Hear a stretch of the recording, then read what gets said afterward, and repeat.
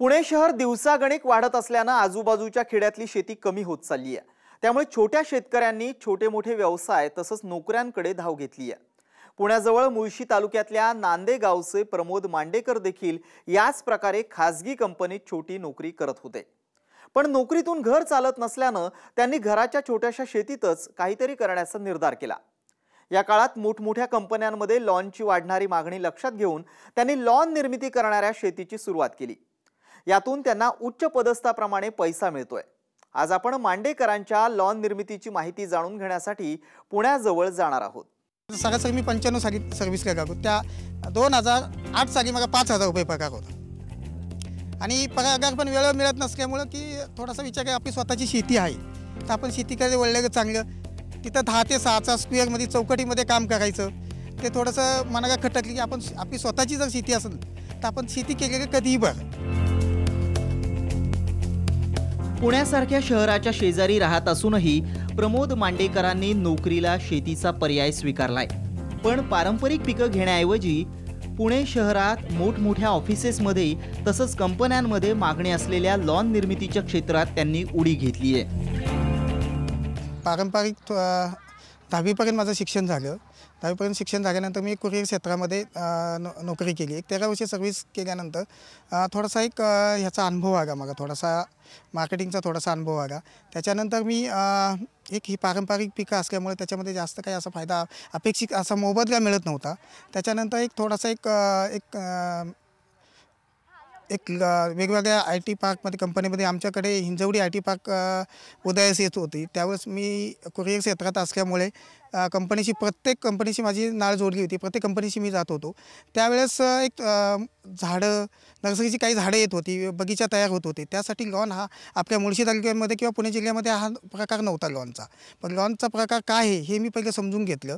त्याच्यानंतर त्याची विक्री कशी करता येईल हे पाहिलं की त्याचा आपल्याला अपेक्षित असा मोबदला येता येईल। कुरिअर कंपनीत करिअर करण्याचा प्रयत्न मांडेंनी जवळपास 10 वर्ष केला। पण कुरिअरच्या डिलिव्हरी देता देता त्यांना या कंपन्यांमध्ये गरजेच्या असलेल्या लॉन निर्मितीची आयडिया सुचली आणि याच आयडियानं त्यांचं खरं करिअर बनवलं। आता हे मी जे लॉन माझ्याकडे आहे हे तैवान कार्पेट म्हणून लॉन आहे। हा सरासरी 1x6 फुटाचा रोल काढला जातो।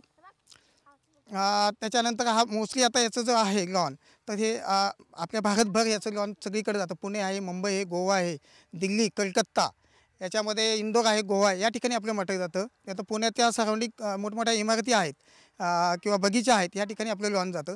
अपेक्षित इतर पिकांपेक्षा पारंपरिक पिकापेक्षा ह्याच्यामध्ये चांगला मोबदला मिळतो।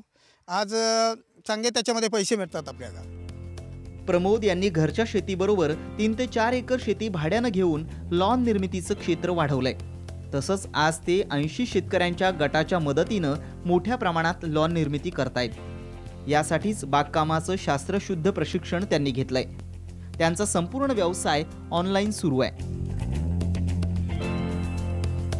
मार्केटिंग आता माझी स्वतःची वेबसाईट आहे www.sakshilawn.com या नावाने। त्याच्यानंतर मेलवरती पण त्या गोष्टी होतात। काही ऑर्डर डायरेक्ट आपल्या वेबसाईटवरती येतात। पहिले मी डोर टू डोर गेलो होतो, मी कंपन्यांशी डायरेक्ट मी कॉन्टॅक्ट केलं होतं। पण आता वेबसाईटच्या माध्यमातून आपल्याला चांगला त्याचा आज फायदा होतो की डायरेक्ट आपल्याला ऑर्डर येतात, ऑनलाईन ऑर्डर येतात। मग आत्ताच्या तसं मार्केटिंग करायची आता काही गरज नाही, टोटल वेबसाईटवरतीच ते ॲडजस्ट होतात। आता माझ्याकडे 3000 कस्टमर आहेत। प्रमोद यांनी 9 वर्षांपूर्वी सुरू केलेला हा व्यवसाय आज चांगलाच बहरलाय। त्यामुळे परिसरातली शेतजमीन वाचली आहे, शिवाय अनेकांना यातून रोजगारही मिळालाय। आज लॉन निर्मितीतून त्यांना वार्षिक एकरी 3 ते 4 लाख रुपयांचा निव्वळ नफा मिळतोय। या कामात संपूर्ण मांडेकर कुटुंबानं झोकून दिलंय। ते पहिले सर्व्हिसला होते 13 वर्ष, त्यानंतर शेतीच्या व्यवसायात उतरले आणि त्यामध्ये त्यांनी लॉन करण्याचा प्रयत्न केला, पण त्यामध्ये ते सक्सेस झाले। आणि आमचा पहिला सुरुवातीचा बिझनेस साक्षी लॉनच्या नावाने सुरुवात केली, पण तो आम्हाला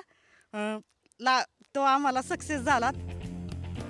पुण्यासारख्या देशातल्या आघाडीच्या शहराभोवती लॉन तसंच बागकामाच्या व्यवसायात छोट्या शेतकऱ्यांना मोठी व्यावसायिक संधी आहे।